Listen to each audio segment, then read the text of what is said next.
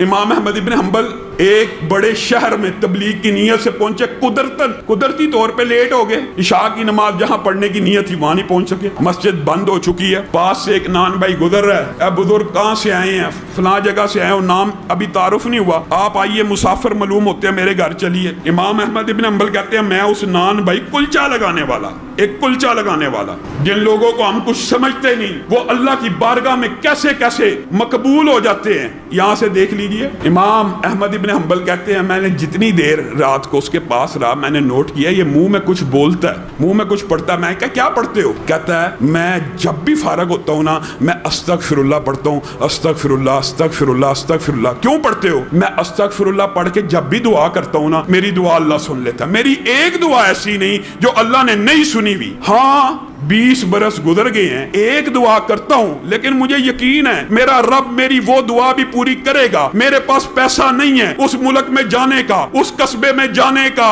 میں اللہ سے دعا کرتا ہوں موت سے پہلے امام احمد ابن حنبل کی زیارت کروا دے۔ امام احمد ابن حنبل رونا شروع ہو گئے، کہا اللہ نے، میں ہی امام احمد ابن حنبل ہوں، میرے کان سے پکڑ کر مجھے تیرے گھر میں پہنچا دی ہے۔ بتائیے انسان اللہ سے مانگ رہا ہے، جب اللہ سے مانگ رہا ہے تو کیا اس کو یہ وہم ہونا چاہیے اللہ نہیں سنے گا؟ یہ وہم دل سے نکالنا ہے، خلوص نیت سے۔ پھر دعا کی قبولیت کے اندر ایک جو بڑا سب سے بڑا فیکٹر ہے وہ یہ بھی ہے کہ انسان جتنا سچ بولنے والا ہوگا اتنی جلدی دعا، انسان کا رزق جتنا پکیزہ ہوگا اتنی جلدی دعا قبول ہوگی۔ اس کی دلیل کیا ہے؟ یہ بھی حدیث سے ثابت۔ نبی کریم صلی اللہ علیہ وسلم نے کہا ایک بندہ خانہ کعبہ کے اندر ہے، مسافر ہے، مسافر کی دعا قبول ہوتی ہے۔ جن لوگوں کی دعائیں قبول ہوتی ہیں نا، یہ بھی بات یاد رکھیں، موضوع اصل میں طویل، اپنی بات کو مختصر کرتا ہوں انشاءاللہ، اس کے بعد تراویح پڑھتے ہیں۔ جن لوگوں کی دعا قبول ہوتی ہے ان میں مسافر شامل ہے، ان میں مظلوم شامل ہے، ان میں اللہ کے فضل و کرم سے ہم روزے دار شامل ہیں۔ روزے دار کی پورے دن کی دعا قبول ہوتی ہے،